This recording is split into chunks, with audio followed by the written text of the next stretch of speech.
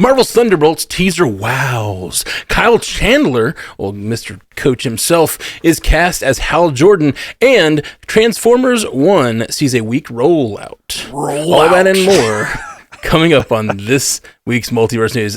Let me just say, Jay Scotty, I could tell you wrote this script. I did indeed. Dripping with Jay Scotty puns. Get ready for it, people. Right after this. I mean, it's your best work. It truly is. You've only gotten better with age. This one is definitely the one we need to submit to the Emmys or whatever. Okay. Dust my shoulder off a little here.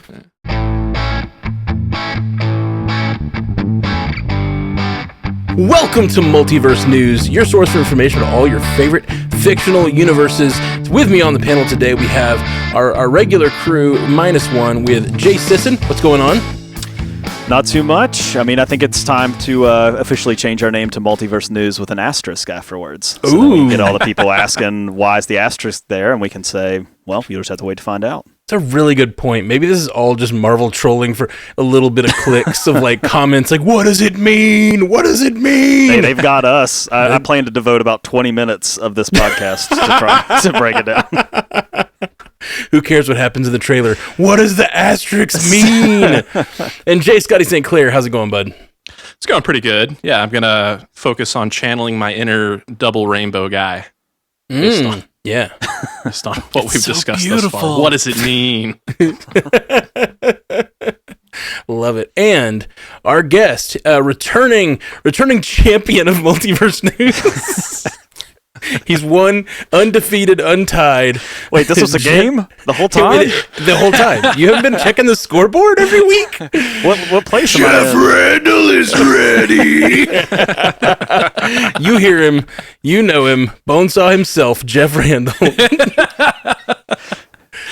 Welcome, Thank you for having me, guys. Yeah. It always seems that I get on here whenever there's Marvel news that I have not yet gotten to talk about on the Marvel Cinematic Universe podcast.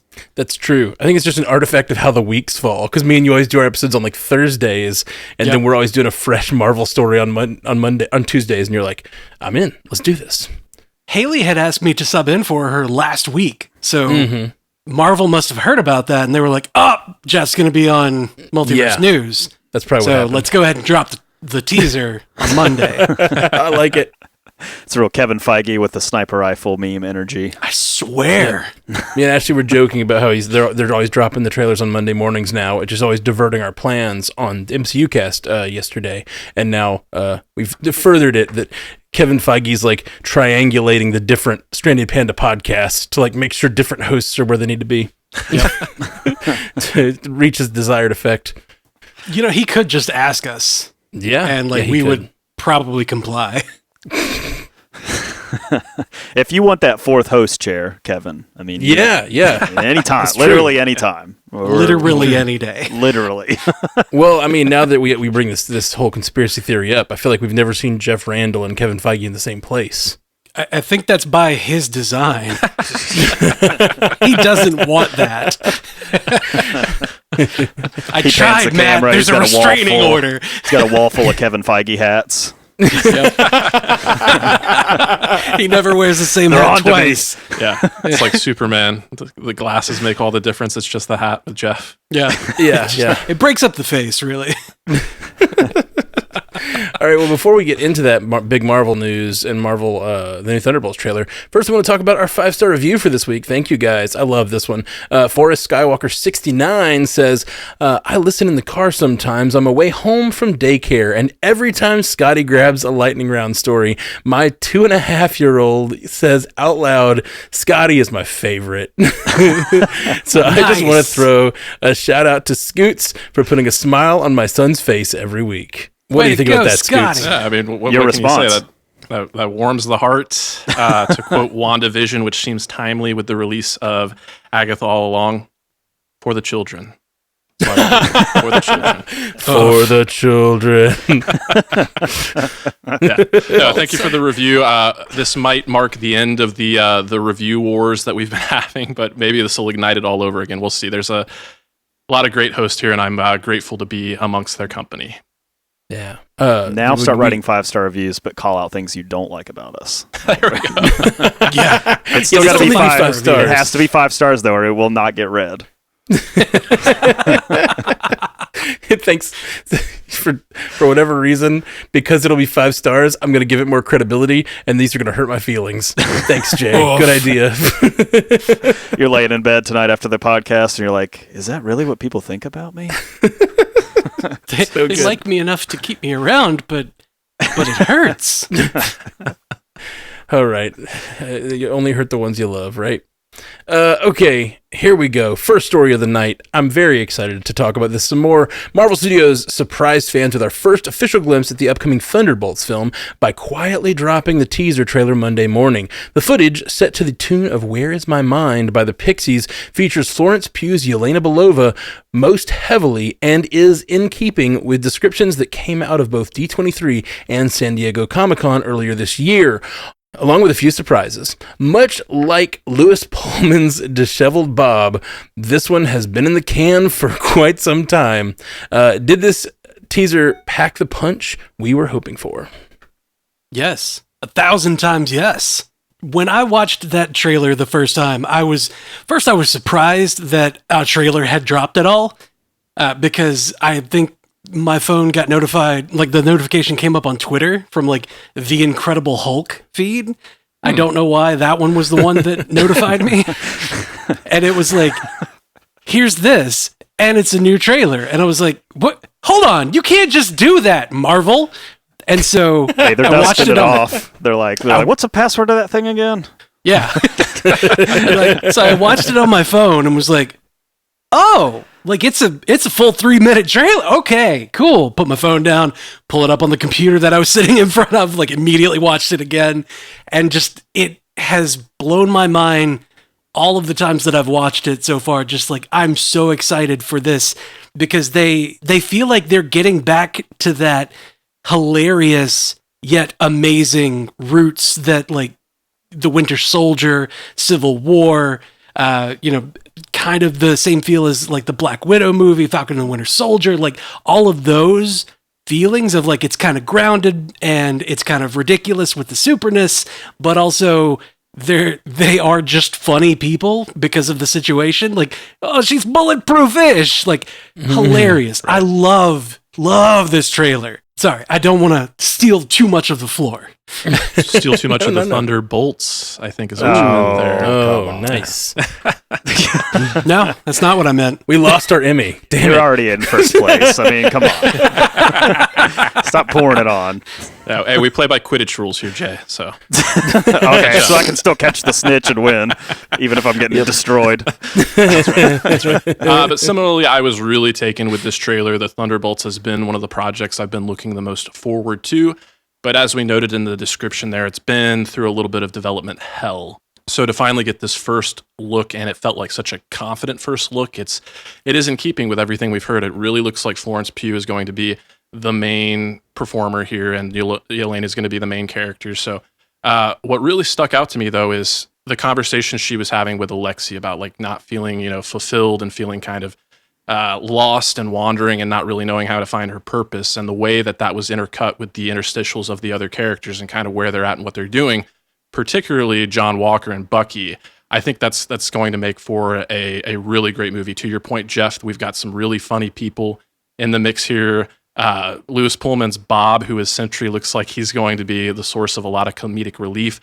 But with that song, Where Is My Mind, from the Pixies coming into play, my mind immediately went to Fight Club and the duality of the character in that movie. And knowing what I do know about the Sentry, I immediately went to, I think this is alluding to the dichotomy of that character. So one other thing I did notice is between the poster that we got alongside this trailer, which I love that poster, it seems like Taskmaster might not be playing that big a role. Just she was not in very much of the footage. She was the only character that was not demasked at some point. So we never saw Olga Kurylenko.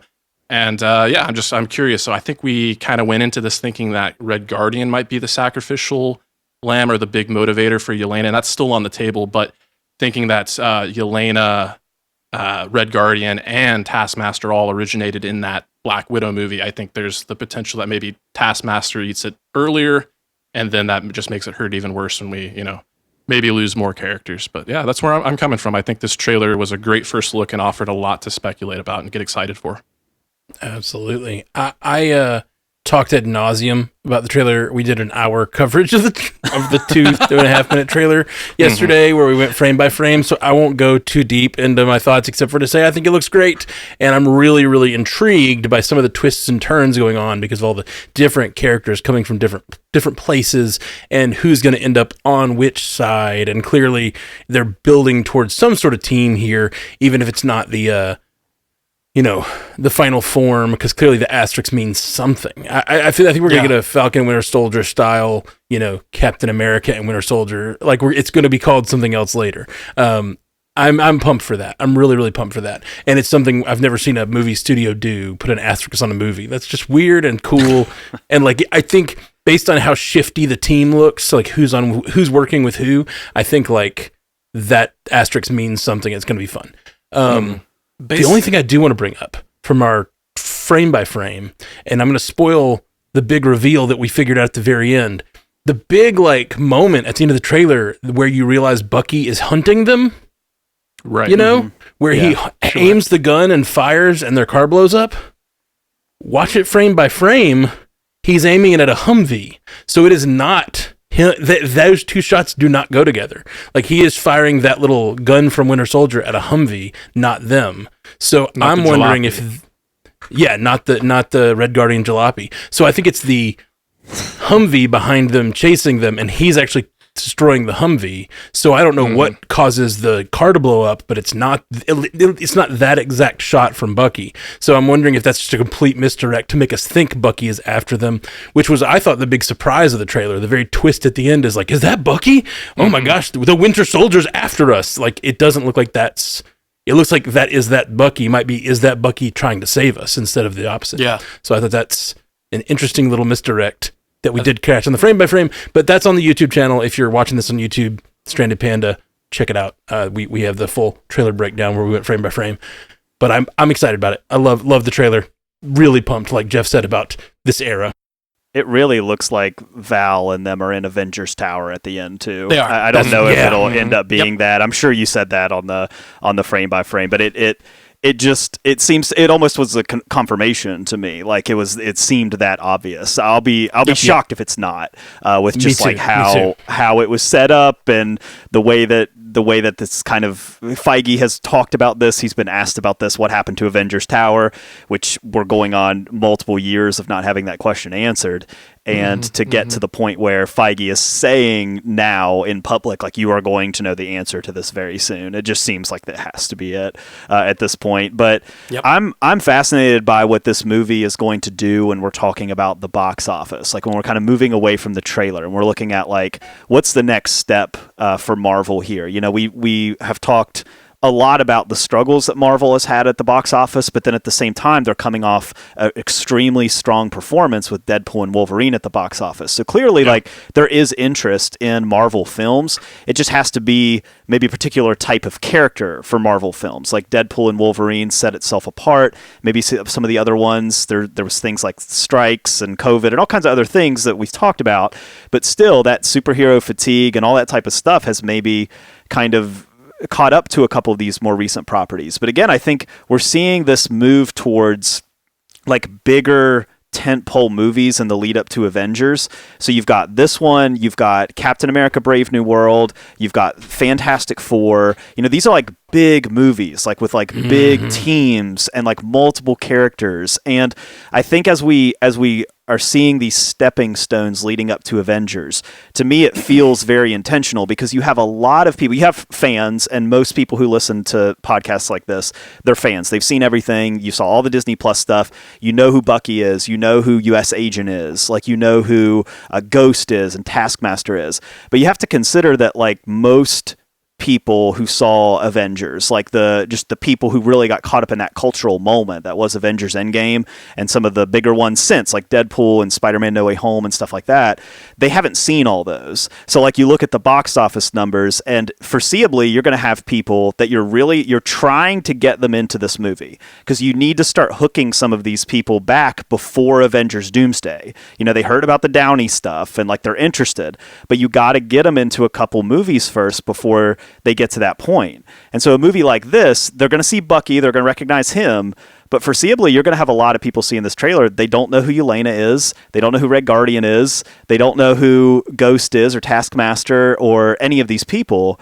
And so you really have to like convince them with the trailer that even if you don't know the characters, this is something that you need to come see in the theater. Yep. And so I think that's just like a really interesting hurdle that Marvel has to jump here to try to like connect with an audience who has not seen everything. This is obviously going to connect with the audience who's seen everything, but the audience who hasn't seen everything, like how are they responding to this trailer? Because the trailer was good, but it doesn't really have a lot of action in it. I think it's just because it's early. This movie doesn't come out till May, so there's still a lot of work being done on it. So there wasn't a lot of action in it. It was not very action heavy. I think the next one will probably be more action heavy, like when we get more trailers down the road.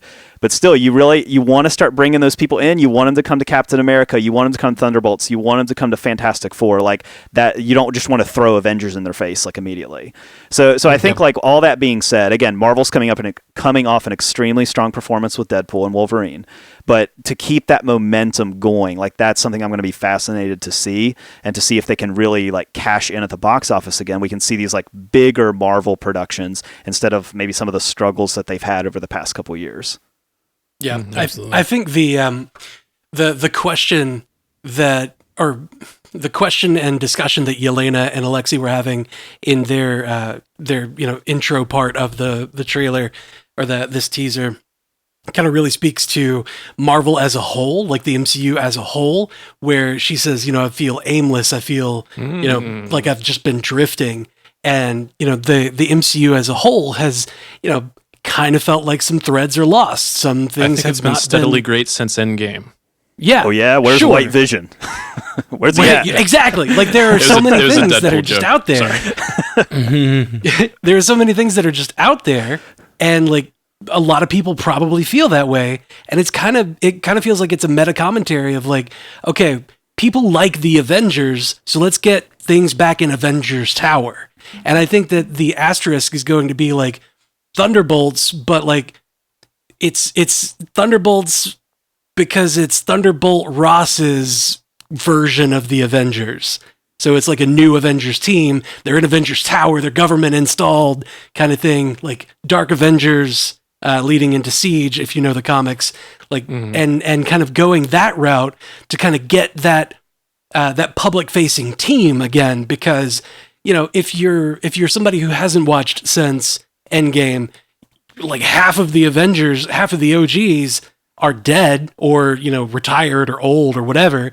Like they're not around, so like you need a new team, you need somebody new and public facing. The rest of us are just like, but what about all these characters? They're so much fun. And like Daredevil is not going to really take on an intergalactic threat like Thanos and like any of the things that Eternals have to deal with.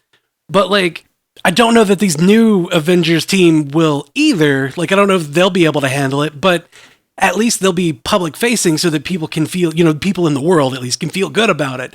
So that's kind of that whole like, look, we have a new team. The old one kind of got disbanded sort of, but like new teams coming around, and like that might be able to hook people back in, especially with them being sort of a Guardians of the Galaxy sort of team where they're like, it's just a bunch of a-holes, like it's all people who have done bad crap. Even the tagline of the film, which I love, it's "Be careful who you assemble." Just great. Exactly. Yeah, it's a callback to Avengers, and it's ominous, and it's a good tagline. It really sets up the movie. Interesting that you find it's ominous.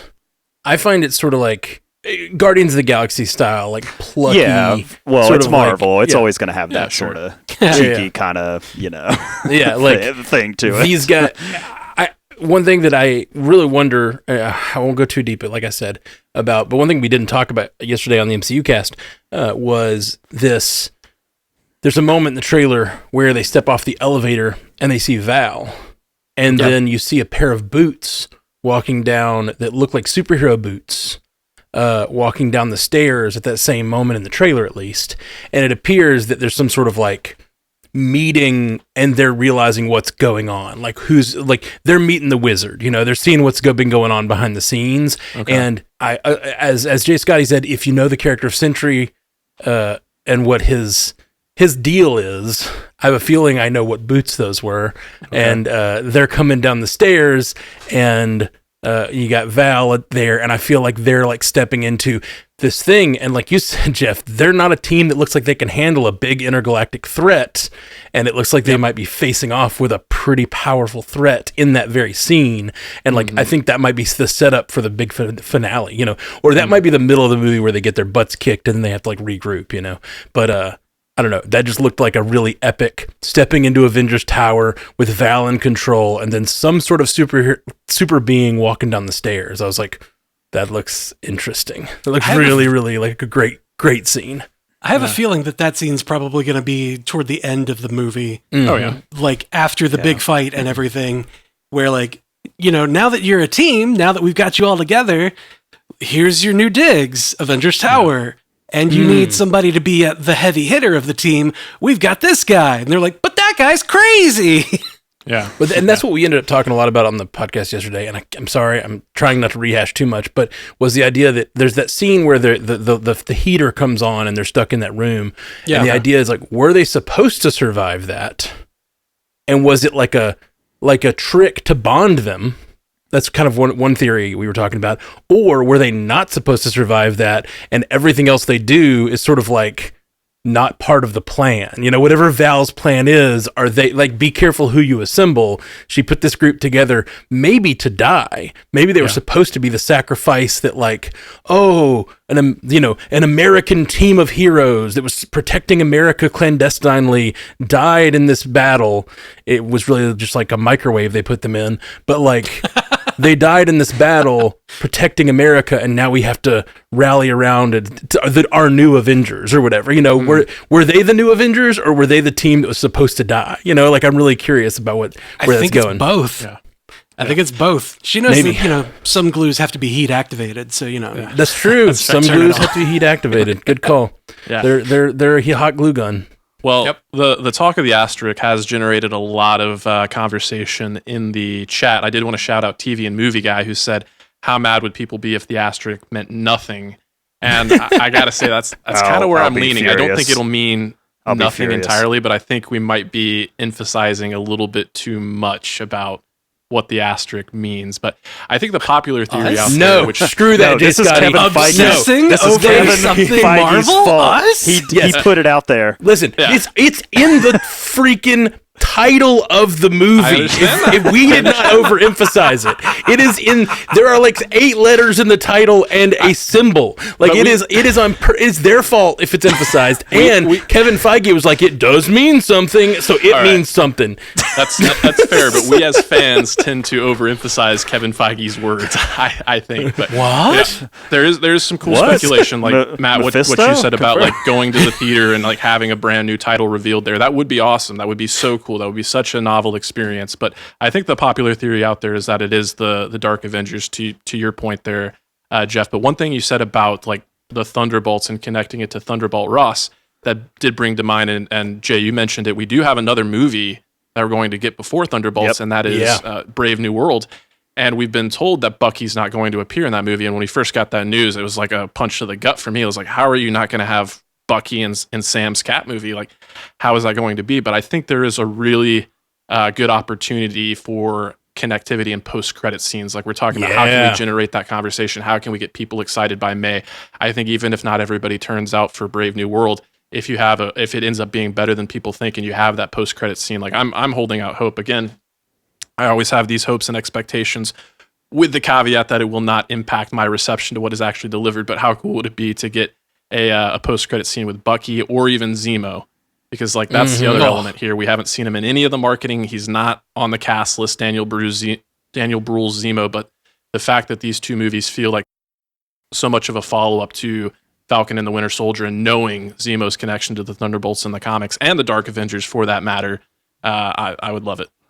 Well, that's what we had to do with the post-credit scene, too. Like, the post-credit scene used to be an art of, like, you're setting up the next movie, and then they've become, like, what we've talked about, where they're shooting off loose threads that are never getting fulfilled. So, like, think about all of the post-credit scenes that we've had that have led nowhere, and I think that's kind of been the commentary on the post-credit scene lately is it's like, think about the post-credit scene in Shang-Chi, like think about the post-credit scene. I mean, it's just like you start adding them up and you're like, these have not been revisited at all. So I think if you're looking at that, you need to go back to that formula of like, how do we just set up the next thing? Like, let's not overthink this. Let's not try to like pitch movie 2 or whatever and put the cart before the horse. Like, let's put a post-credit scene in that gets people excited about the next thing. And then that's all you need to do. You don't need to throw another loose thread into this universe, which has got 25 loose threads at this point. This tapestry's real messy right now. A lot of tassels hanging off the edges.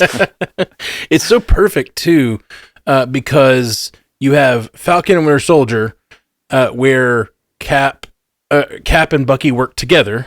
And then you have a Cap movie where he's dealing with Thunderbolt Ross having some sort of initiative that we have talked a ton about, the possibility of it being a superhero initiative of some type.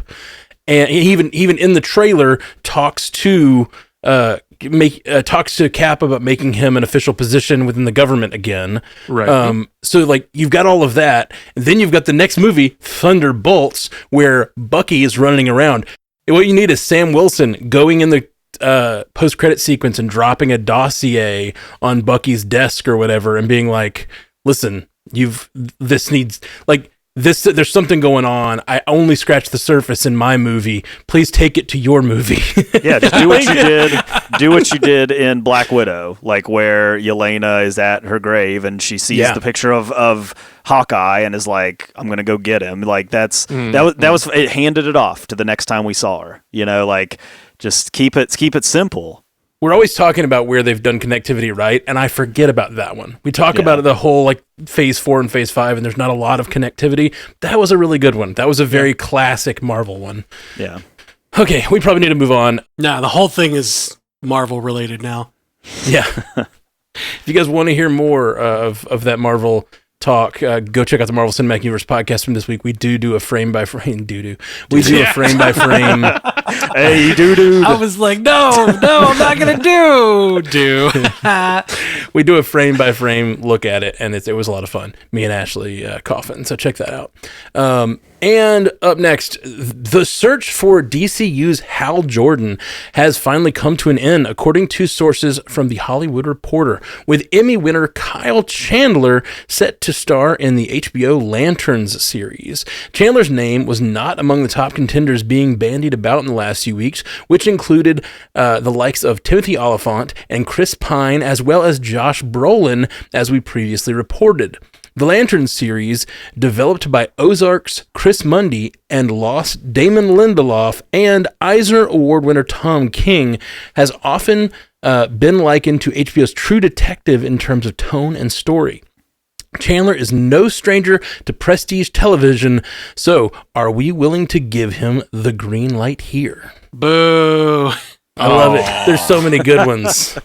So many good Jay Scotty ones in here. Come on, Jay Scotty. Take time to appreciate greatness while it's in front of you. Well, on that note, I will call it out to the audio listeners. If you're not watching on YouTube or on Spotify, we usually do little headline blurbs on the lower third, and I was particularly proud of this one. It is Beware My Power Friday Night Slight. So it's really good.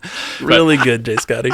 It's funny when you first said boo, Jeff, I didn't think it was about the pun. I thought it was about Kyle Chandler. My head was really hurt for a second. No, it's fine. Yeah, because this story did not get the mileage that Fantastic Forecasting did for our show.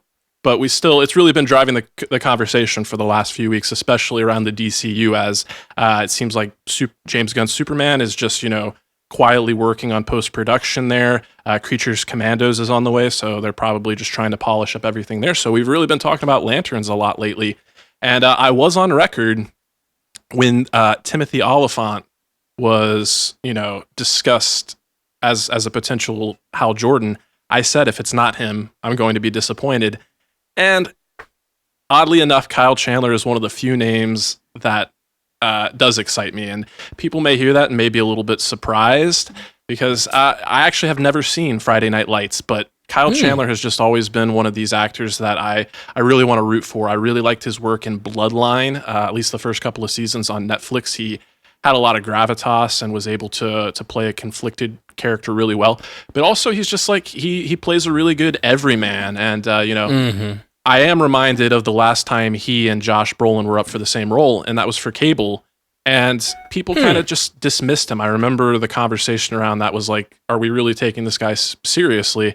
And that just kind of rubs me the wrong way. I think Kyle Chandler has the chops. I think he has the look.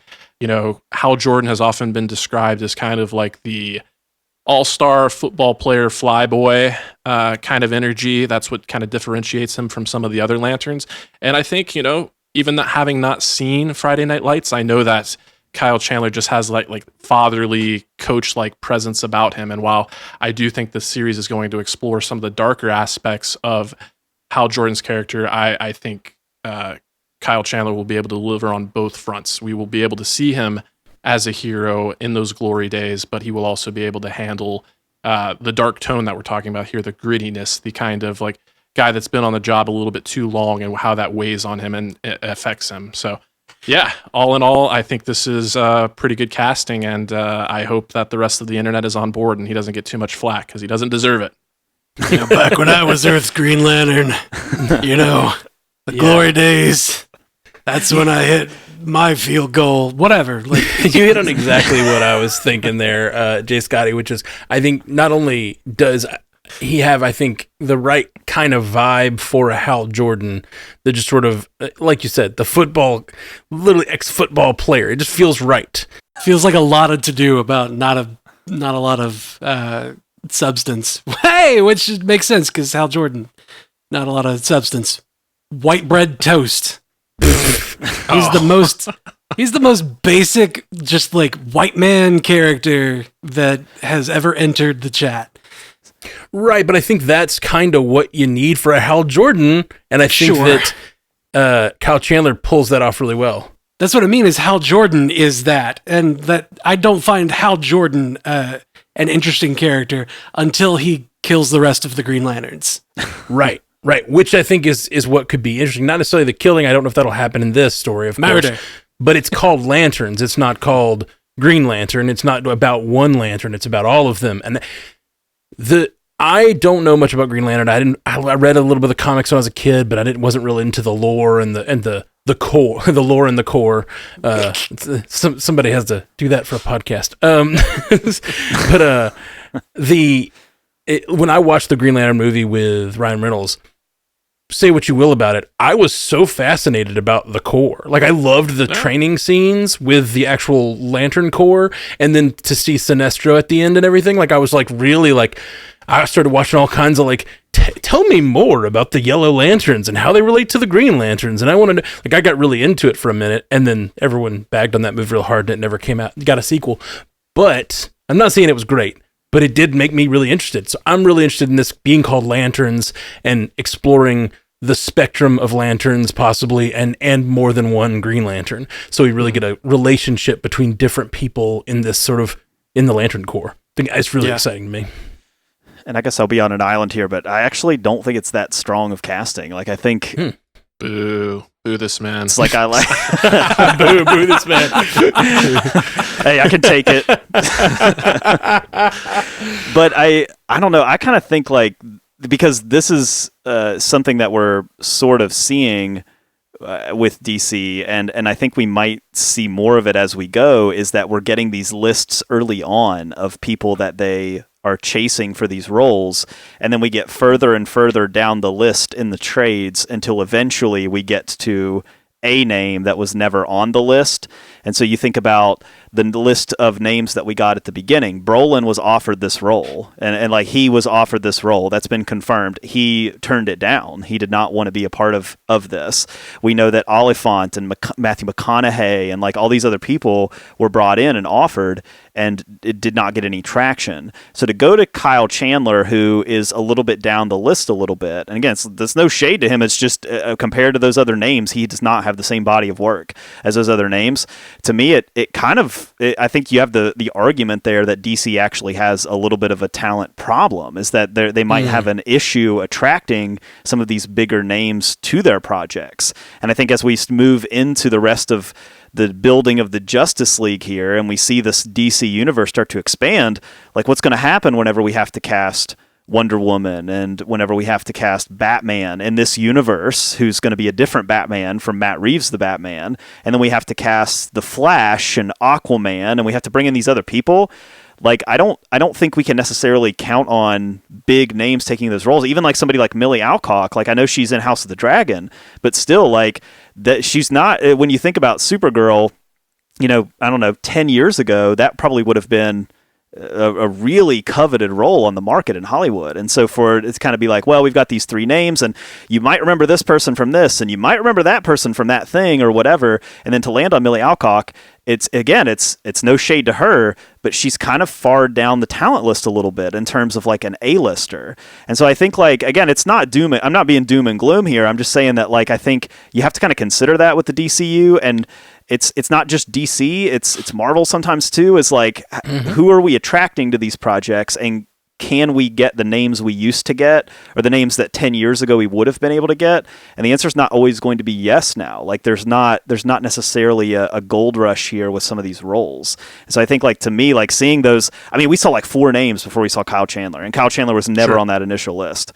And so to me, like that's kind of that's a problem, I think, a little bit, if you're in James Gunn's position of being able to make sure you get the people in that you want to get in. It'd be really funny if he was always their number one choice. Well, they'll tell you he is now. Be like... Well, the problem, I don't think, is the going through multiple actors. I think that probably happens in almost every role ever. But to me, the problem is something we've been talking about James Gunn for this whole time, is like the constant information, like kind of TMI about what the behind the scenes. Ask Henry Cavill if you want to work with DC, you know? Yeah, like we just know too much. Like I always talk about Ant-Man and how if I'd never known Edgar Wright was attached, I would not be disappointed in that movie, but I am, because I knew Edgar Wright was attached, you know? And like, that's a different case because that's someone attached who left. But like, we don't always hear about these negotiations, and I don't know why we're getting so much information from DC all the time. Some of it is just James Gunn tweeting stuff, but like, I think that Kyle Chandler's a great choice, I think, for this role. But yeah, we're always going to compare it now forever. Like, I could really see Brolin in that, you know, like it's just going to be a thing forever now. And I that is disappointing because I think it sets up unfair expectations. And honestly, those three names, Pine, McConaughey, Brolin, like I think those sound stunt casty. Like they don't sound like good Hal Jordans to me. They sound like I could see Brolin, but like he's stunt casting to me because he's already Thanos and he's already Cable, and it's just like you've done enough. Like Jonah don't Hex pick as another. well. Oh, Jonah Hex as well. Yeah, I think a lot of people forgot about that one. Oof, I tried to forget about Jonah Hex. Thanks for reminding me. So I think back. I think this is a better choice than those three, and I think that Marvel and DC operate best when they are letting their characters speak through the actors and not always stunt casting the biggest names. Yeah, true. I think so many names have been made by these movies and not the other way around. The names don't always make the movie. I think to that credit, Kyle Chandler as the choice for Hal Jordan is going to very much inform the type of Hal Jordan that we get out of that series. Because I think that he's going to be more, like he's going to be better off being the older, you know, passing the torch to another earthly lantern, kind of like, you know, being the coach almost. Like, I would not be surprised if he was not the main character. He was just like coaching Jon Stewart or, you know, whoever else to be the next lantern and like, you know, reliving stories of glory days and maybe trying to forget about that time he killed everybody. Right. Well, I'm really hopeful for like, because he does have some dark turns in the comics. I'm kind of hopeful for like, the all-American coach helping everybody, doing the right thing, leading everybody, and then we find out, his darkness. Like you get to see a bit of that darkness come through, and because it would be surprising coming from Kyle Chandler. I feel like from those other actors, it would feel very. We've seen them take dark turns before. I can't think of a dark turn from Kyle Chandler before. But I haven't seen Bloodlines has some dark moments. Oh, okay, for sure. I haven't seen that. Yeah, I mean, this will be a passing of the torch story because the Hollywood Reporter reported that this does not include a movie deal. Like, this is just a deal for Lanterns. So he has not signed on to, like, a long-term... And that's what you would do. Like, if you wanted these people to appear in an expanding universe, you would sign him to a deal to appear in, like, even as a cameo in a movie or something. So, like, he has a deal for this show, and that's it. So he's dead. He could probably... He's probably going to die, or something's going to happen. I mean, the guy is like 60 already in the in the real world, so you're not really bringing him in to stick around for a long time, which is why again I don't think what I said is like red alert by any means. Like the talent behind the camera for this show is so strong already. We've already talked about it a lot, but like this is the writing's going to be really solid, I think, for this show anyway. So and Kyle Chandler is, I mean, he's been around TV for a long time. Like he'll bring it, it'll be fine. But yeah, he's not sticking around, I would imagine, after this too much longer. Yeah, probably not. Okay, moving on to our next story. Seems like we've been celebrating more box office wins than losses as of late, but Transformers 1 was decidedly less than meets the eye. At least with audiences, as the animated prequel debuted to a soft $25 million, a near franchise low. The muted response may come as a bit of a surprise coming off the heels of strong critic reviews and an A cinema score, but neither were enough to dethrone reigning box office champ Beetlejuice, which just held the top spot, making $26 million in its third week. What do we think went wrong for Transformers 1, and can the franchise still transform itself into a version that's able to get auto butts in seats? I can't do, like, how am I supposed to have a serious take after hearing you read that? It's perfect. It was perfect, Jay Scotty. I loved it.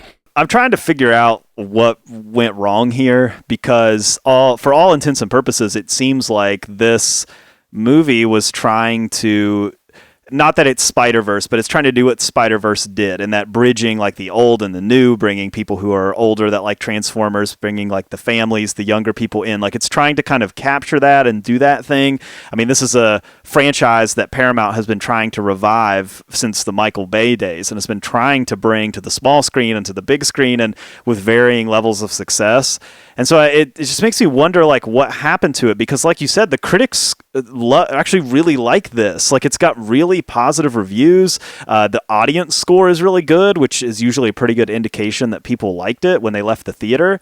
But I think it has to do with just bigger things than that. Like, I think it has to do with bigger than is it good or not.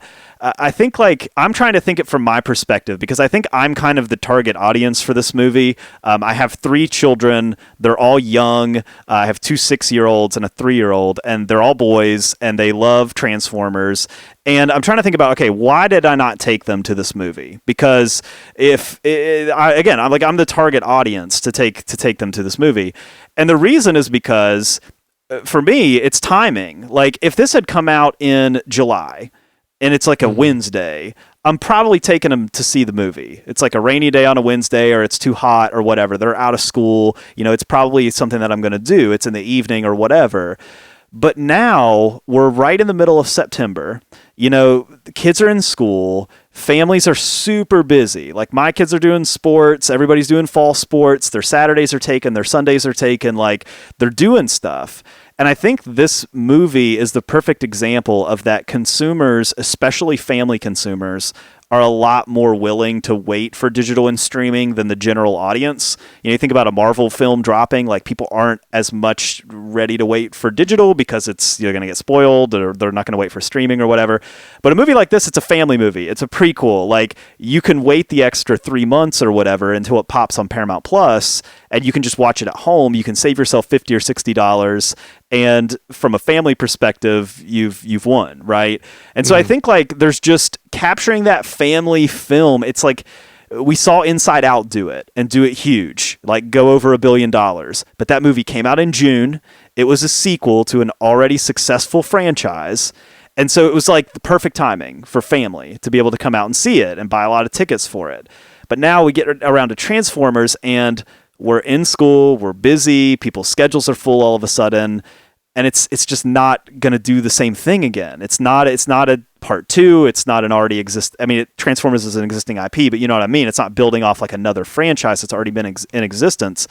And man, like I'm looking at it and I'm like, well, it's already in its first or second week. Like what's another 2 months to wait until Paramount Plus, like that's the way I'm kind of looking at it. And I think a lot of parents are probably doing the same thing. So, and it's too young. I think this movie, the animation style, it looks too young to really capture that like older, like people went and saw Spider-Verse that were older, because it's different. Yep. It's not that, but this movie's not doing that. It looks like it's for kids. Right. And so those little comic dots on the screen serviced our age, you know what I mean? Like we were like, oh, I remember little dots on the page. Like that's my end. That's animation for me.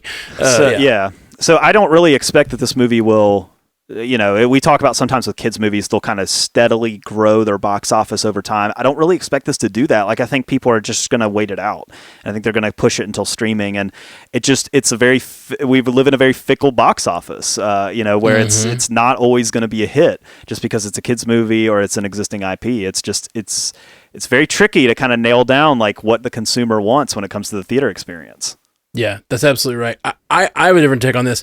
I think this is a great performance for an animated Transformers movie.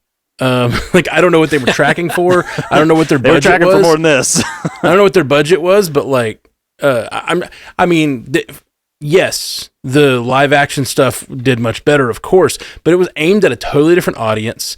It is such a different vibe, and like it's about big destruction action movies of huge robots realistically transforming and smashing through buildings, and this is about robots. I mean, the first shot of the trailer is like, the Autobot planet and stuff. It doesn't have the same vibe and the same audience as the other movies. And so even if I were a huge Transformers fan, live action, I think those movies were aimed at kids, at people who liked the show as a kid. This movie is aimed at a new audience, a new Transformers audience, trying to capture like young kids to get them into Transformers. And it doesn't have really, I don't know that have they had a running TV show in the last 10 years or whatever? They've always got something. Yeah, there's several. Okay. Yeah.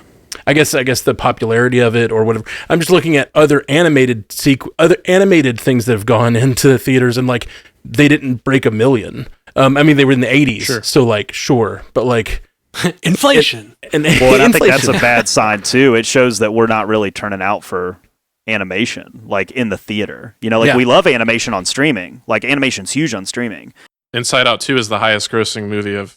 But I'm saying it's not always like that though. Like you have those those hits that are your Toy Stories, your Frozens, your Inside Outs, your. It has to be an event. Stuff. And I don't think this is an event at all. No, for definitely not. For unless you're a big Transformers fan, this is just another animated movie, and you could be a great animation fan and want to see it, but I just don't think the audience is there, and the kids aren't clamoring for Transformers content right now. Yeah, I think the animation style is not really made for those people who are like those diehard. Like I've been a Transformers fan ever since I was a wee little kid playing with the Transformers in daycare.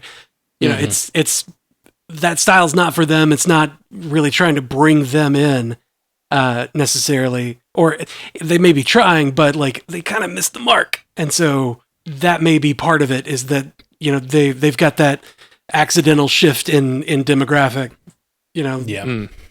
For sure. Yeah. I think that's it. I did see the movie this weekend.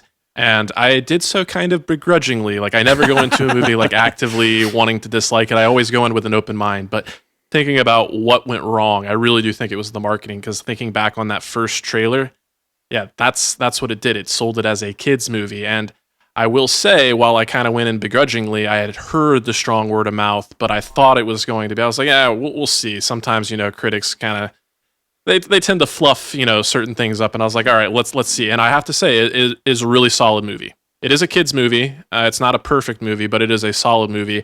And I actually liked it better than a movie I'm going to compare it to, Teenage Mutant Ninja Turtles Mutant Mayhem, which came out around the same time last year.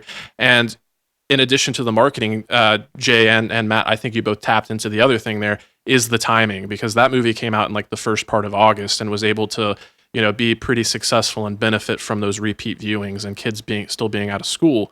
So, had they moved this back a little bit to, I'm recalling a weekend in August where it seemed like the Crow remake was like the big thing coming out, and I didn't even go to the theater that weekend, and I probably would have showed up for this had it opened alongside it. I am a little concerned about what we talked about with like, what is the appetite for animated movies that aren't an event like that? Because next weekend we have The Wild Robot from DreamWorks coming out, and that's in a very similar position. It's not attached to any kind of IP, but I thought it had an incredible first trailer that really, got me in the feels and evoked like, Iron Giant. And then when I saw the second trailer, I didn't like it quite as much, but there is a lot of people are saying it's the best animated film of 2024, and that's people that have seen Inside Out too. So it'll be interesting to see like how that movie fares. Hopefully it's not, and again, we're calling this movie like a week rollout, and Matt, like you said, like in the great scheme of things, it's not doom and gloom. It's not the end of the world for this movie. It is a weak debut. It's not a flop. It's not a disaster. It's not a bomb. It's just not great. Yeah, and the budget for this thing is $75 million. So like you're not you're not like selling the rights to the thing because you made $25 million in your opening weekend. But again, it's. I mean, I think you'd hope that, especially a family film, like you're hoping it at least hits 35, 40. Like that's kind of what you're probably hoping for at least. 25 it's pretty low compared to what we were looking for, I think, there. Thank you, Vermilion1 in the chat, for correcting me. The Wild Robot is based on a book series, so it is existing IP. Thanks for the correction. Well, and one that is on existing IP is that War of the Rohirrim movie is coming out in December. Like, what in the world is that going to do at the box office? Sure. I mean, it's just Oh, yeah. You could tell me that movie, hey, it's going to be great, but like if you told me that movie bombs at the box office, like I'm not going to be that surprised. That feels incredibly similarly positioned to this one. Like I think that we'll do very similar numbers if I had to guess. Yeah. By the way, just since we didn't talk about it at all, I loved Beetlejuice. I finally got to see it this week. I loved it. I thought it was a great return for the franchise, and also rewatched the original Beetlejuice. It's just so good. It's a very well done movie, and I hadn't seen it since I was like probably 13 or something. I don't know. Hadn't seen it in 20 years. No, that's almost 30 years. But I haven't seen it in a long time. Sorry, had a midlife crisis in the middle of that sentence. Hey, we hadn't had our show's annual midlife existential crisis. We haven't. That's true. That's right. So we can go ahead and check that off. Yeah, that's true. Good call. Bingo. I do want to let's go into our fourth story that is not in the script, and let me just say. He's going off script. I think this is a big story for this week. I didn't make it to the script, but let me just say, the Penguin is good. Oh, yeah. It's so good. Yeah. Is that a DC property? Yeah, DC property, but you should check it out, Jeff. There was a point earlier in this week where the week was looking a little bit lighter in terms of news, and I was actually contemplating, should I just do a feature that's talking about the fact that we've got Agatha and the Penguin both airing? Like, what a time to be alive. Numbers were great for the Penguin too. It outperformed Succession's debut in its last season. Yeah, I mean it's last season. Oh, damn. In the season premiere of the last season of Succession, it had more viewers. The Penguin did. So that is wild. People are on the train. People are liking it. Yeah, so I did want to bring it up partially because it's just great, and if you haven't watched it, you should watch it. But also, Jay, and Jay Scotty and Zuhair are doing whoever can be there that week. But we did our first episode, the three of us, over on Always Watching. So check that out on Always Watching. We had a lot of fun covering it because it's just a really good show. It really fit in perfectly with the kinds of shows we love to talk about. And we did not plan to cover it, and we all three separately watched it, and we're like, we should cover this, right? Yeah, like this is 100%. As soon as the credits rolled, I was like, this is an always watching show. For sure. Feels like need to talk about this. I feel like I got an itch. The podcast might be able to scratch. I got that old podcast itch. I thought I got out of the game, but pulled me right back in. Well, if you need to scratch your podcast itch, you should support this show. We try to reach through your ears and scratch your podcast itch every week. You can support the show on Patreon. Patreon.com/multiverse newscast. $4 a month gets you the ad-free version of the show, and it supports our work that we do here. And you get to the link to the live version of the show that we take down for everyone else, but you get the live link over on the Patreon. So if you like to watch this without the edits where we talk about things we probably shouldn't or whatever. It's a family show. Okay, it's a family show. We have to edit out all. You should be able to listen to the. I mean, we just read a 5-star review about a 2.5-year-old getting pumped about hearing Scotty's voice. So we got to think of the children. Think of the children. Then why did you guys bring me on? You should be able to listen to this and watch Transformers 1 back to back and have no issues. It's so funny. Over the years, the 10 years we've been doing the MCU cast, when we started getting letters about people's kids knowing our names and like quoting us and stuff, we were like, we've got to calm down some of the things. We got to watch our language a little more. Oh man, I gotta reel it in, man. At least bleep it out, reel it in, bleep it out. One of those two things. All right, guys. Well, we are going to be right back with the lightning round. We've got a lot of great lightning round stories, and we'll be right back after this. Welcome back to Multiverse News, and we're back. We are. Wrong show. We are. Reel it in, Jeff. Come on.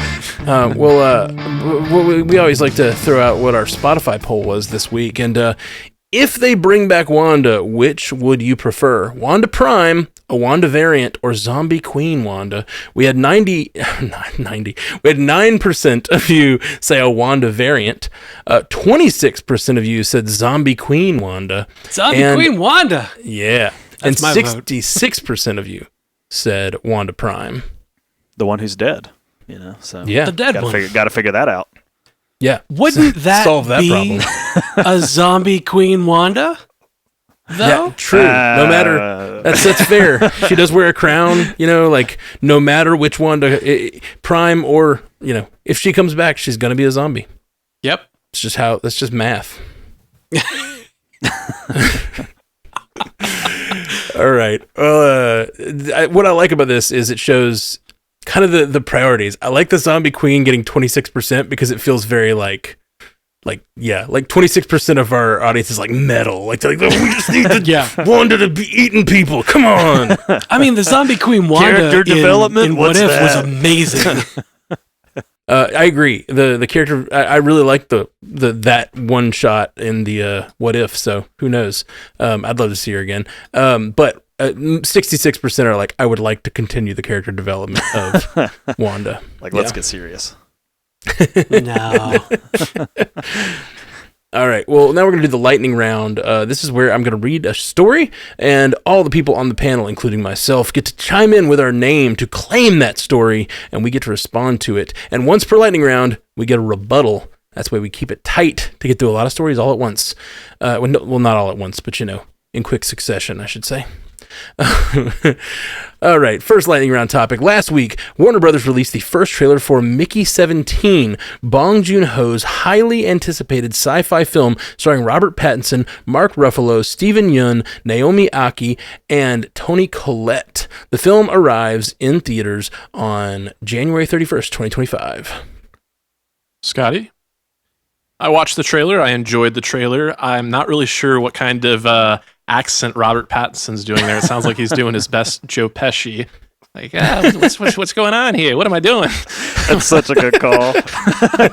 But I'm trying to rack my memory, and I think this is Bong Joon-ho's first effort since coming off the win for 2019's Parasite.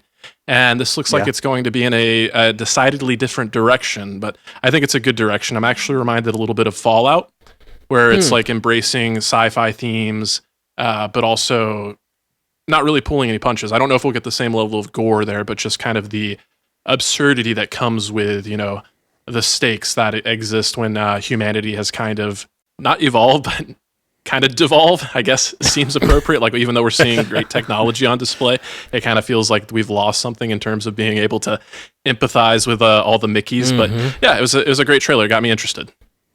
All right. AMC has canceled Orphan Black Echoes after one season. Set in the near future, the sequel series starring Kristen Ritter shared the same world as the BBC cult hit starring Tatiana Maslany. Matt. It's going to be okay, buddy. I'm claiming this story to shame myself for not watching this and supporting it. You're why I got canceled. This is my fault. This is my fault and people like me who absolutely love Orphan Black. I think it is so good. I'm always threatening to rewatch it because it's just so good. And it's just great. And Tatiana Maslany is such a standout in that show. And I didn't even ever watch this. And honestly, I'd forgotten Kristen Ritter was starring in it. And I don't know why. And I feel really bad. And just support the shows that you think sound cool, because I definitely read about this on Multiverse News a year and a half ago and then never watched it. And you should feel bad, Matt. It ticks all of your boxes. It does. I mean, I really do love this show, the original Orphan Black. And I love a connected universe. This would have been so up my alley. And I just did. I let the show down, and I don't blame AMC. I blame me. So everyone flog yourself tonight if you're a lover of Orphan Black and didn't watch this. That was me. I created the Powerpuff Girls. Why is that where your brain went? just Matt's I did this to myself. I just instantly went to that Mojo Jojo episode. Wow. Yeah. I don't know what that is. There's an episode of the Powerpuff Girls where it's revealed that their arch nemesis was actually the one that created them, and that's usually the episode will end with the Powerpuff Girls in their power pose, but in this one it was just Mojo Jojo just repeating to himself, "It was me. I created the Powerpuff," and that required way too much explanation. But if you knew, you knew, and you enjoyed it. Well, now we all know. Yep, I like it. I dig it. All right, Netflix's One Piece has cast Joe Manganiello as Mr. Zero and Lara Abova as Miss All Sunday for season 2. Jay, the One Piece casting news has been going nuts over the past month. It seems like every week they've announced 8 new cast members for One Piece, and so we haven't really been talking about it that much, just because it's been somebody turned on a fire hydrant with casting with this show. But this show is clearly one that Netflix wants to double down on.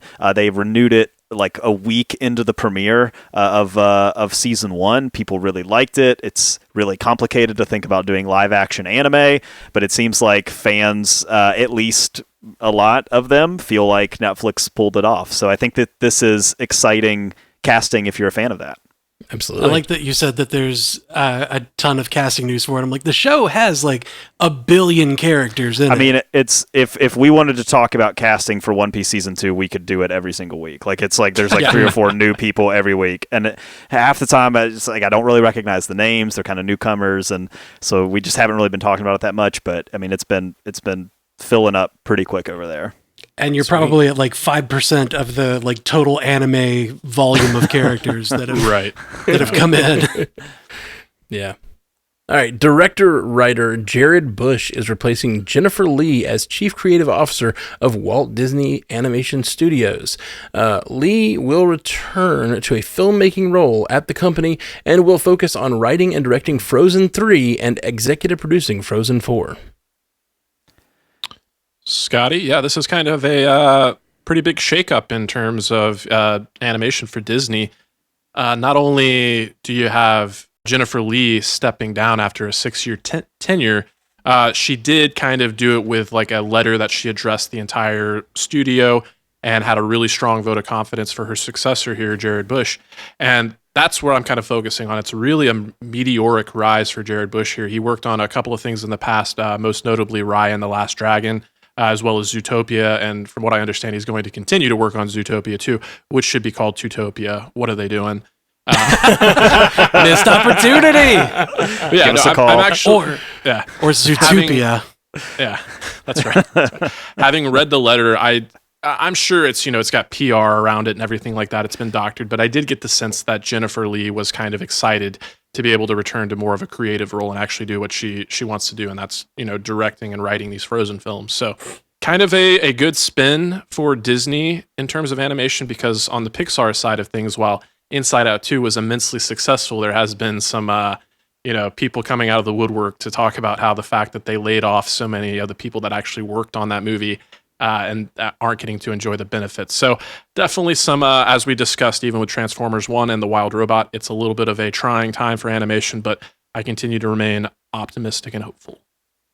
Little tiny, but it really interests me, the idea. I feel like when we were younger, and it's maybe just because I didn't know as much about behind the scenes, or obviously I wasn't doing a show called Multiverse News where we talk about these stories every week. It seemed like there was sort of a dividing line between the executives at a studio and the creatives at a studio. And now it seems like that barrier has become perforated, where they're doing a lot more like, let's try James Gunn running the whole studio. You know what I mean? Yeah. Like, let's do that sort of thing. And I think it's smart, because you want creative people making those big decisions. You want people who see the bigger picture, the creative vision. You want visionaries running those positions. I think probably Kevin Feige is probably, even though he wasn't, so he was always an executive, but he has been a creative force behind the thing. I think they've seen that, and they want people who can handle that sort of a decision making and guidance. But it's also, I feel like we've yet to see how that shakes out in the long run. If these people, it's a different role, even though it seems like you want a creative person there, you also need an executive. And so it's just interesting to see that sort of trading around, going back and forth between those roles. So in all these studios. Netflix has released the first teaser trailer for Squid Game Season 2, which begins streaming on December 26th.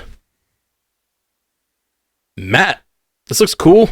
It just, it brought me back to the Squid Game vibes of the, little guys with the helmets and the symbology. And symbolism, that's the word I'm looking for. Symbolism of Squid Game, and them walking out into a field with big rainbows. I was like, oh yeah, some sort of sick game is about to happen, and I'm on board. I think they waited way too long. I've said it. I'm on record with saying that before. This should have been on the next year after Squid Game was such a cultural phenomenon. But maybe waiting. Maybe it's going to be just a real. I thought it was clever. They just called it Squid Game 2. As the thing, because it feels like, yeah, we waited on purpose. This is like a sequel. It's not a season 2. It just said Squid Game 2 and the marketing there. So I think that's kind of smart. That's something that happens a lot with animation, anime in particular, where the next season is like, it's something completely different, but still in the same verse, and has like a through line of like maybe a character or two, but like they're gonna call it 2 to like really differentiate. Like, okay, it is a different thing because it has a different feel, but or it has a different, I guess, backdrop to it. But like you're still gonna love it because you love these characters and we write good stories. So like as long as the story is good, I think Squid Game 2 is gonna take off much the same way that the first one already did. I hope so. Netflix announced The Witcher: Sirens of the Deep, an animated film debuting on February 11th, 2025, with Doug Cockle reprising his voice role as Geralt of Rivia from the CD Projekt Red video games. An exclusive clip is now available online. Jeff. Oh. I love The Witcher, and I'm so excited about this.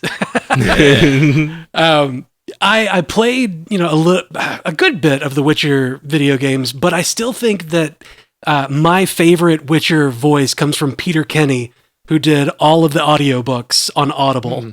And his Geralt is just fantastic. But like to delve more into that series and more of Geralt's story, especially in animated, where you can do some crazy things like we saw in the one. Was it Season of the Wolf? the one that was a prequel to the other Geralt series that was focused on the older guy. God, what was his name? Yeah, I seem like a real big Witcher fan right now. Starts with a V, right? Vesemir? Vesemir, yes. The one that was focused on Vesemir. They were able to do some really crazy things in animation with that, with it being animated, not having to suspend someone, into a free fall going toward the castle, or anything like that. But like, they could really do some cool stuff with animation. So I'm really excited to see where they go forward with, with this animated verse that they seem to be building with The Witcher. Sweet. Netflix has dropped the first teaser for Splinter Cell Death Watch, an animated series adaptation of Tom Clancy's Splinter Cell video game created by Ubisoft. Liev Schreiber will voice Sam Fisher, the protagonist of the series. Boo. Michael Ironside is Sam Fisher.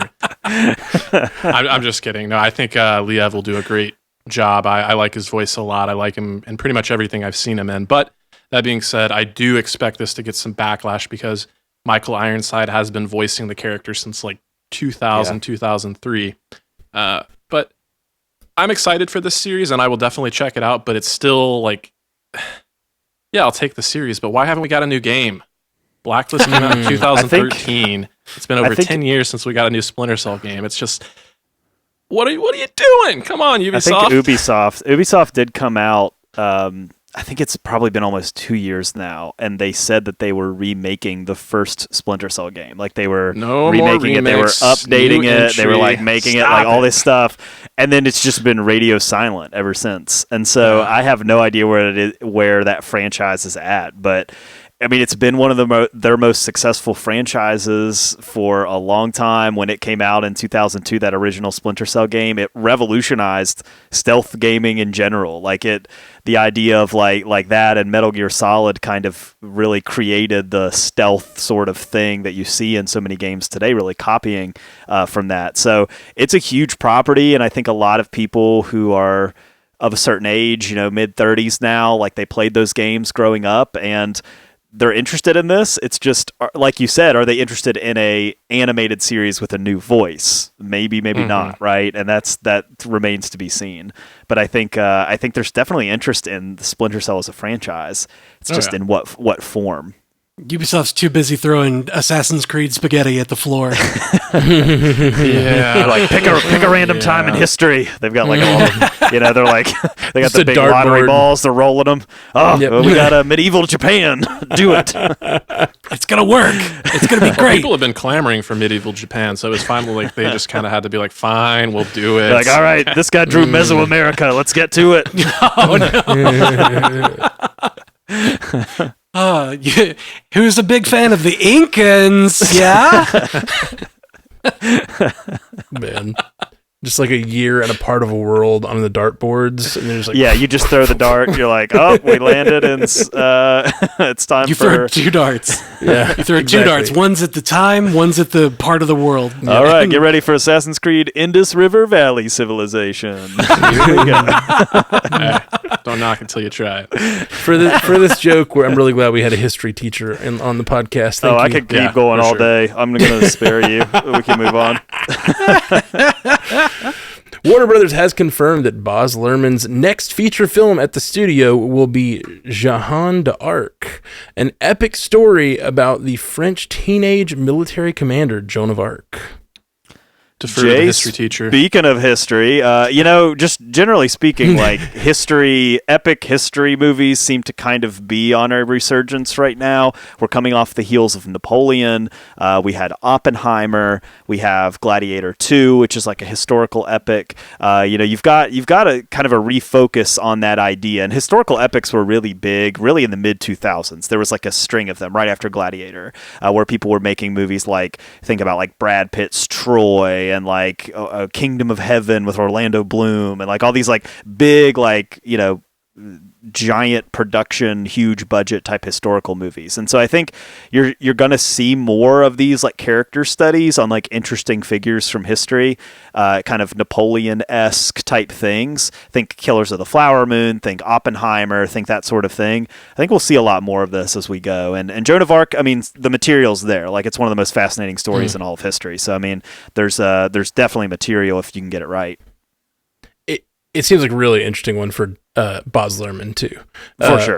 Baz Luhrmann's directing style is so strange and beautiful and interesting and a little annoying. Like I really like his movies. I do, but they're weird and I dig it. And it's always an experience. And I think he does a lot. It seems with sort of like gender bending sort of stuff too, and like at least like the way that the characters present are not always so not such a dichotomy, and so I just really I think that Joan of Arc, it's very fitting for his kind of work. I just watched Elvis recently, and his take on Elvis. I like how everything is always kind of partially happening and partially a dream in a Baz Luhrmann movie, and you never know kind of where that line is, and so it'll be really interesting to see how the story's told. And that's perfect for Joan of Arc, who was convinced that God sent her on a mission to lead the French army. I mean, she was driven by voices in her head telling her these types of things, and then went on to have success doing that. Like, it's a really interesting story that you can say a lot about religion and politics, and there's all kinds of interesting commentary that you can have there. The word is, as far as casting, they are looking for a teenager to play the role, but I bristle against that a little bit. I think with the mention of Elvis, the year that Elvis came out, another Elvis-focused biopic came out called Priscilla, which starred Kaylee Spaney as Priscilla Presley. And having just seen her in Alien Romulus, I think she still has if you cast her right now, she still has the ability to play really young, and I think she has the chops to right this second bring her alive. Bring Joan of Arc to life. Love it. Tamara Smart is joining Percy Jackson and the Olympians as Thalia Grace, the demigod daughter of Zeus. She'll recur in season 2, which is in production and slated for a 2025 premiere. Jeff, it's pronounced Thalia, you plebeian. Sorry. Sorry. No, I love the Percy Jackson series. Read so many of those books. The fact that they're actually going for it and bringing Thalia into it is kind of mind blowing. That like there's enough belief in the power of that story, and like there's enough behind it that they can be like, you know what, girl gets squeezed out of a tree because we healed the tree, and now she's walking around with the rest of us. Cool, makes sense, fine. Great. I love that they're able to just lean into that and like give us that goofy, weird, like kind of bizarro Greek gods story, because like turning your daughter into a tree because she's defending her friends against like a horde of devil hounds or whatever. Like, sign me up. I'm in. I'm all in on it. And Tamara Smart doesn't have like the biggest resume as far as body of work, but like she's got some pretty strong stuff under her belt, like Artemis Fowl, the Resident Evil series, Are You Afraid of the Dark from the 90s? Like she's been around and like can pull off, probably she can likely pull off, I don't know how well she's going to pull off the punk look, because Thalia is very punk focused as far as her dress, but like whatever, I'm here to see what is going to happen with her. Love it. Margot Robbie and Jacob Elordi are set to star in Emerald Fennell's feature adaptation of Wuthering Heights. MRC has tapped Lucky Chap Entertainment to produce the film that is based on author Emily Bronte's classic novel of the same name. Scotty, I am not overly familiar with Wuthering Heights, having never read it, but this sounds like a win. I am familiar with the work of Emerald Fennell, having seen Promising Young Woman and then last year's Saltburn. So with that 1-2 punch, she's a filmmaker that I'm interested in, and I'm going to check it out. We've talked a lot about Lucky Chap and Margot Robbie and the types of projects that it's not a studio production company seems really interested in pursuing. So to that end, I think this will be one to keep an eye on. Mm-hmm. For sure. Yeah, her name keeps coming up, and Lucky Chap keeps coming up for sure. I was wondering, I don't know anything about Wuthering Heights. I guess it's not too far off. I was wondering about, Margot Robbie's been on the scene a little longer than Jacob Elordi, and I was wondering what the age difference was there, because so often in films we see a 6-year-old actor dating a 27-year-old actor, and since she's been around a few more years, I thought maybe she was a little older than Jacob Elordi, and she is, but only by 4 years, so it's not a big deal. I was wondering if they're going to play a romantic relationship in that movie, and if so, if it was a good inversion of that trope, but it's not. I just took the time to look up their ages to see. Okay. Warner Brothers has released the first trailer and poster for Sinners, the Prohibition-era horror film from Ryan Coogler starring Michael B. Jordan that has been under wraps for the past year. The film hits theaters on March 7th, 2025. Matt. Yeah, this looks really cool, and it did not reveal too much, which makes me excited for what the mystery is, because maybe a future trailer will, but I kind of hope not. I kind of hope it stays elusive as to what it is.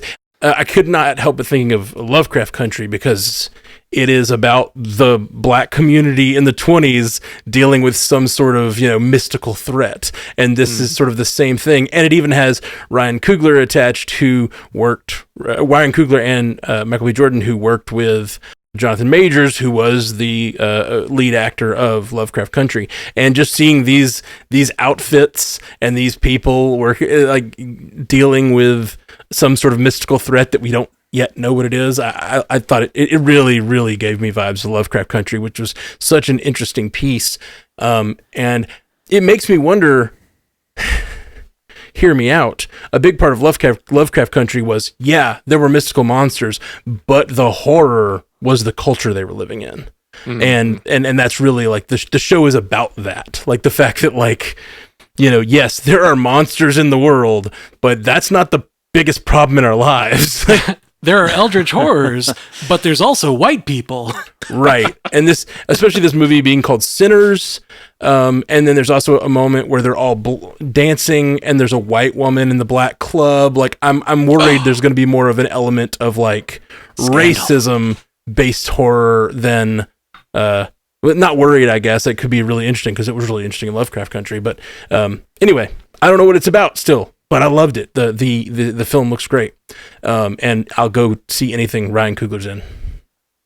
I knew it. I knew that was going to come out eventually.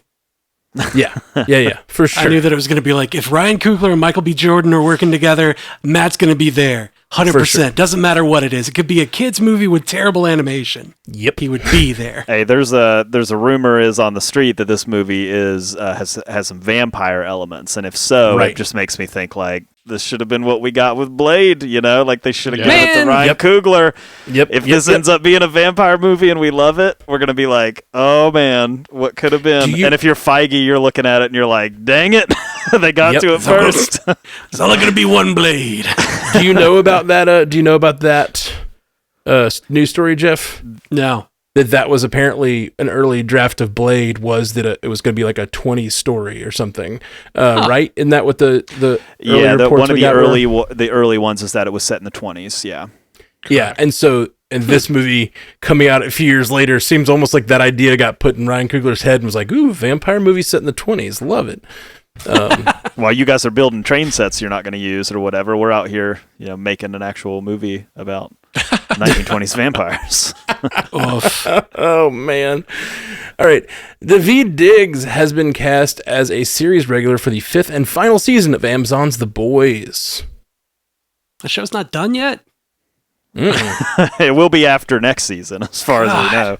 But I like this casting a lot. I love Daveed Diggs and what he's been in, and he's been circling some big projects. We talked about he was in early conversations for Fantastic Four back before Eben Moss-Bachrach ended up as the Thing, and so he's a great voice actor. I mean, he's been around, but past his voice acting, he's a great actor. So yeah, I think the season 5 of The Boys is going to be huge. I mean, it's still a long way off. It's probably not going to hit our screens until 2026, but should be a big finale for The Boys when it finally gets onto Prime.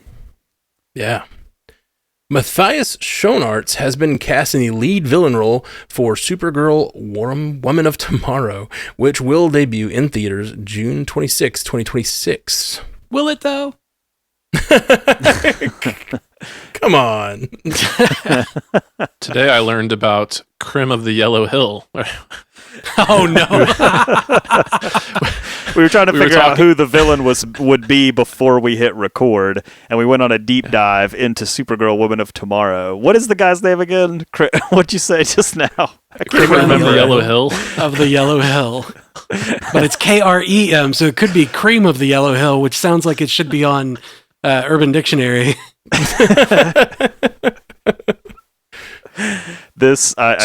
I said at the beginning, I feel like DC has a talent problem. Like, you're talking about a lead villain in a big movie. I don't know. I just like, I don't mean to be like that guy, but like, I just feel like does anybody know who this guy even is? Like, it's just kind of like you're talking about a villain role for one of the lead DC movies, and I don't know. It's like I'm hopeful for it, but it's like we're not really attracting the big names that I think you would hope to attract for some of these projects. Yeah, like I Googled this guy and I saw a picture of him and was like, I don't know that face at all. Like, I've literally never seen this person in the background of anything. All of us, like, we'll always reserve judgment until we see a thing. Like, we're not gonna, I mean, all of us are on the same page. Like, we're not gonna go in and just be like, and write it off. Like, we'll always be down to hear somebody out for a role. But again, I think it's just, I feel like they probably want to make bigger splashes with some of these castings than they're actually making. Yeah. I wonder if they, the DCEU, I feel like they went a little harder with the casting of names, bigger names. There's not really, do we have any, I mean, other than, there's nobody left. Brosnahan, was it Heather Brosnahan? Is that right? Like, Rachel I don't really Brosnahan. know. What, Rachel? Sorry. See, not that big a name, but I know her from something. I don't really know a lot of the people that have been cast in DCU, and I think you've already got they're like the biggest characters known in comics. Like, they are the icons. I feel like you kind of don't need to put the expectation of having another one of the biggest actors in the world play the role. Like, I think having a Superman played by someone who doesn't have a huge body of work, who's younger, is really interesting, but give it all the budget and the writing that is needed to make a great movie. But they do need a big body of work. Yeah. Because it's Superman. And Yeah, he's freaking huge. Indeed. Okay, a novel adaptation of Ta-Nehisi Coates' run of Black Panther titled The Intergalactic Empire of Wakanda will hit shelves on April 29th, 2025. Scotty, we don't have our resident comic reader Haley here this week, but we definitely wanted to make note of this. And I did not read the entire run that Ta-Nehisi Coates did, but that was circa 2016. I was telling the guys off 18. air there was like a good 3-month window where a coworker of mine, every Wednesday we would go to the comic book shop and get the new comics, and this run of Black Panther was one of the ones I was checking out. So what stood out to me is it definitely really relished the world building of Wakanda, really embracing the fact that it's a society that's really on the bleeding edge. So hearing that this is going to be called the Intergalactic Empire makes a lot of sense to me based on what I saw there.